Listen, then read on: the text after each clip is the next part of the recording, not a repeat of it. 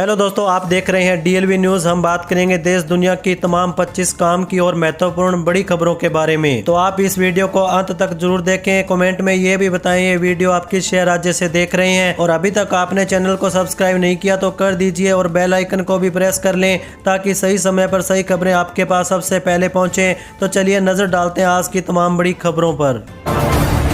देखिए, पहली सबसे बड़ी खबर, मुख्यमंत्री नीतीश कुमार ने बिहार में महिला सशक्तिकरण को बढ़ावा देने के लिए 25 लाख महिलाओं के खातों में 2500 करोड़ रुपए स्थानांतरित किए। यह राशि महिला रोजगार योजना के तहत डीबीटी के माध्यम से भेजी गई, जिसका उद्देश्य स्वरोजगार और आर्थिक आत्मनिर्भरता को बढ़ावा देना होगा। सरकार अगले चरण में 2 लाख तक की सहायता देने की तैयारी में है, जिसके लिए सख्त सत्यापन प्रक्रिया अपनाई जाएगी।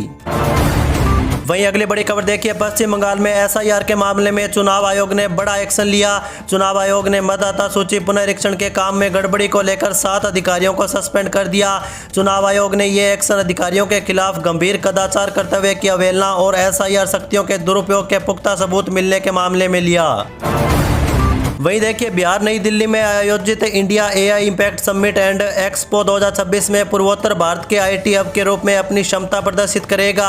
उप मुख्यमंत्री सम्राट चौधरी बिहार पवेलियन का उद्घाटन करेंगे। समिट में गूगल, एनवीडिया जैसी दिग्गज एआई कंपनियां भाग लेंगी, जिससे बिहार के इनोवेटर को अपनी तकनीक दिखाने और रोजगार सृजन को बढ़ावा देने का अवसर मिलेगा। यह आयोजन बिहार की नई जीजीसी और सेमीकंडक्टर नीतियों को भी उजागर करेगा। चलिए अगला अपडेट देखिए, उत्तर प्रदेश के राजकीय आईटीआई छात्रों को भविष्य की तकनीक से जोड़ने के लिए प्रशिक्षण और सेवा योजना निदेशालय, श्री रूरल डेवलपमेंट ट्रस्ट और श्राइडर इलेक्ट्रिक इंडिया फाउंडेशन के बीच समझौता हुआ। इसके तहत 20 आईटीआई में विश्व स्तरीय इलेक्ट्रीशियन और सौर ऊर्जा लैब स्थापित होंगी। अगले 3 सालों में 8250 छात्रों को solar water pump, hybrid solar system और इंडस्ट्रियल ऑटोमेशन का प्रशिक्षण मिलेगा, जिससे उनके लिए रोजगार के नए अवसर खुलेंगे।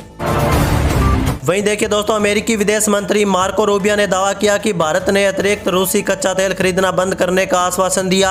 यह बयान म्यूनिख सुरक्षा सम्मेलन में आया। हालांकि भारतीय विदेश मंत्री एस जयशंकर ने स्पष्ट किया कि भारत के ऊर्जा संबंधी निर्णय राष्ट्रीय हित, उपलब्धता और लागत पर आधारित होंगे। उन्होंने भारत की रणनीतिक स्वायत्तता पर जोर देते हुए कहा कि फैसले स्वतंत्र रूप से लिए जाएंगे।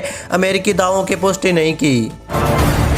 वहीं अगली खबर देखिए, प्रधानमंत्री मोदी ने कहा कि भारत विनिर्माण सेवा और एमएसएमई की मजबूती के कारण व्यापार वार्ताओं में दृढ़ता से बात कर पाया।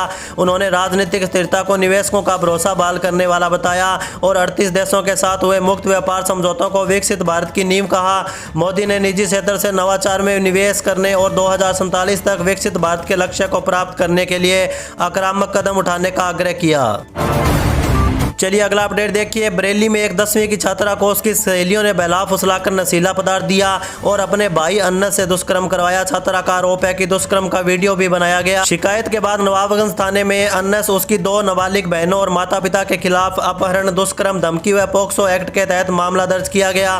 पुलिस आरोपियों की तलाश कर रही है। इसी के साथ आगे बढ़ते हैं अपन खबरों में। देखिए, राकेश टिकैत ने कहा कि अमेरिका के साथ ट्रेड डील से भारतीय किसान बर्बाद हो जाएगा। उन्होंने चिंता जताई कि आयातित पशु आहार और दूध से स्थानीय पशुपालन खत्म होगा और धार्मिक भावनाएं आहत होंगी, क्योंकि यह मांसाहारी हो सकता है। टिकैत ने सरकार पर धार्मिक भावनाओं की अनदेखी का आरोप लगाया। कहा कि बाक्यू जल्द ही बड़े आंदोलन की घोषणा करेगा। वहीं देखिए, बांग्लादेश में चुनावी जीत के बाद तारिक रहमान के सलाहकार हुमायूं कबीर ने भारत से नए सिरे से संबंध शुरू करने का आग्रह किया। उन्होंने भारत से बदली राजनीतिक वास्तविकता स्वीकार करने और पारस्परिक लाभ के लिए काम करने को कहा। कबीर ने शेख हसीना को आतंकवादी बताया और पीएम मोदी व रहमान के बीच फोन वार्ता का भी जिक्र किया। वहीं अगली बड़ी खबर देखिए, उत्तर प्रदेश में लखपति दीदी योजना के तहत 18 लाख से अधिक महिलाएं आत्मनिर्भर बनी। योगी सरकार की महिला सशक्तिकरण योजनाओं ने 33 लाख से अधिक महिलाओं को आर्थिक की ओर अग्रसर किया। स्वयं सहायता समूहों से जुड़ी हुसन आरा खातून और शशिकला राजभर जैसी महिलाएं सफल उद्यमी बन रही है। बीसी सखियां ग्रामीण क्षेत्रों में बैंकिंग सेवाएं पहुंचाकर वित्तीय साक्षरता बढ़ा रही है। इससे प्रदेश में बड़ा सामाजिक आर्थिक बदलाव देखने को मिला। चलिए अगला अपडेट देखिए, केंद्रीय गृह मंत्री अमित शाह ने गांधीनगर में डिजिटल मुद्रा आधारित सार्वजनिक वितरण प्रणाली का शुभारंभ किया। उन्होंने किसानों के हितों की रक्षा का आश्वासन दिया और राहुल गांधी के आरोपों का खंडन किया। अमित शाह ने कहा कि मोदी सरकार ने यूपीए से 15 गुना अधिक एमएसपी पर अनाज खरीदा और किसानों को बजट बढ़ाया। उन्होंने डिजिटल इंडिया की उपलब्धियां भी बताई और अहमदाबाद में अनपूर्ति अनाज एटीएम का उद्घाटन किया। वहीं देखिए दिल्ली एनसीआर में घरों की औसत कीमतों में 2025 में 6% की वृद्धि हुई, जो पिछले साल की तुलना में धीमी है। प्रॉपर टाइगर की रिपोर्ट के अनुसार देश के शीर्ष 8 शहरों में भी औसत वृद्धि 6% रही, जबकि 2024 में यह 17% थी। मांग में नरमी और पिछली तेजी के कारण कीमतों की रफ्तार धीमी हुई। बेंगलुरु में सर्वाधिक 13% की वृद्धि दर्ज की गई, जबकि चेन्नई में कीमतें स्थिर रही।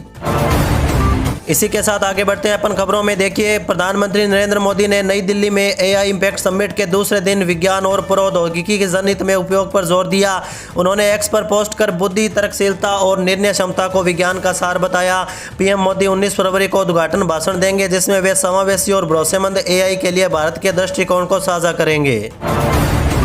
वहीं देखिए दोस्तों, टीटी ने युवती को सीट दिलाने का झांसा देकर एसी प्रथम श्रेणी कोच के केबिन में ले जाकर दुष्कर्म किया। युवती एनसीसी की परीक्षा देकर लौट रही थी और जल्दबाजी में टिकट नहीं ले पाई। टीटी ने पहले उसका नाम पता पूछा, फिर उसे केबिन में ले गया, जहां उसने घटना को अंजाम दिया। युवती ने 112 नंबर पर कॉल किया और अपने परिजनों को बताया। चलिए अगला अपडेट देखिए। उत्तर प्रदेश सरकार निवेशकों को आकर्षित करने और मैन्युफैक्चरिंग सेक्टर को मजबूत करने के लिए रिकॉर्ड लैंड बैंक बनाने पर जोर दे रही है। मुख्य सचिव एसपी गोयल ने औद्योगिक विकास प्राधिकरणों की भूमि प्रगति की समीक्षा की। उन्होंने समयबद्ध भूमि अधिग्रहण, विकास और आवंटन सुनिश्चित करने के निर्देश दिए। चालू वित्तीय वर्ष में 78,000 एकड़ भूमि आवंटन का लक्ष्य है। साथ ही औद्योगिक क्षेत्रों में बुनियादी सुविधाओं पर भी ध्यान दिया जाएगा। वहीं देखिए दोस्तों, अखिलेश यादव ने भाजपा पर सपा के वोट कटवाने के रणनीति बनाने का आरोप लगाया। उन्होंने कहा कि मंगलवार को सपा विधायक फार्म 7 के दुरुपयोग और मतदाता सूची में विसंगतियों को लेकर चुनाव आयोग को ज्ञापन देंगे। सपा प्रमुख ने मांग उठाई है कि नाम हटाने की प्रक्रिया केवल सरकारी बीएलओ द्वारा हो और फॉर्म 7 का डेटा जारी किया जाए। उन्होंने कई उदाहरण देते हुए कहा कि अज्ञात फॉर्म 7 भाजपा द्वारा भरे गए हैं। चलिए अगली बड़ी खबर देखिए। मुख्यमंत्री योगी आदित्यनाथ 22 फरवरी से सिंगापुर और जापान के दौरे पर रहेंगे, जिसका उद्देश्य राज्य में निवेश आकर्षित करना होगा। उनके साथ 18 अधिकारियों का प्रतिनिधिमंडल भी होगा। सिंगापुर में शहरी विकास और कौशल पर सहयोग होगा, जबकि जापान में विनिर्माण और प्रौद्योगिकी पर गोलमेज सम्मेलन प्रस्तावित होगा। इसी दिन उप मुख्यमंत्री केशव मौर्य भी यूके और जर्मनी के दौरे पर रहेंगे, जहां आईटी और इलेक्ट्रॉनिक्स में निवेश की उम्मीद है।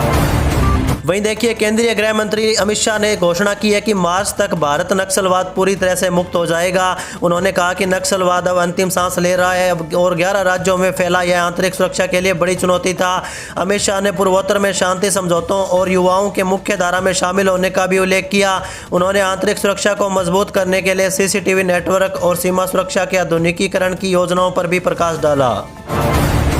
इसी के साथ आगे बढ़ते हैं अपन खबरों में। देखिए, सुप्रीम कोर्ट ने डिजिटल पर्सनल डेटा प्रोटेक्शन अधिनियम 2023 की संवैधानिक वैधता को चुनौती देने वाली याचिकाओं पर केंद्र सरकार को नोटिस जारी किया। हालांकि शीर्ष अदालत ने अधिनियम के प्रावधानों पर अंतरिम रोक लगाने से इनकार कर दिया।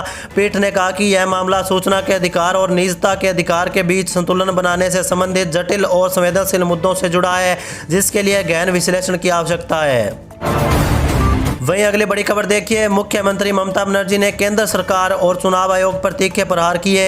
उन्होंने 58 लाख मतदाताओं के नाम हटाने की साजिश का आरोप लगाया।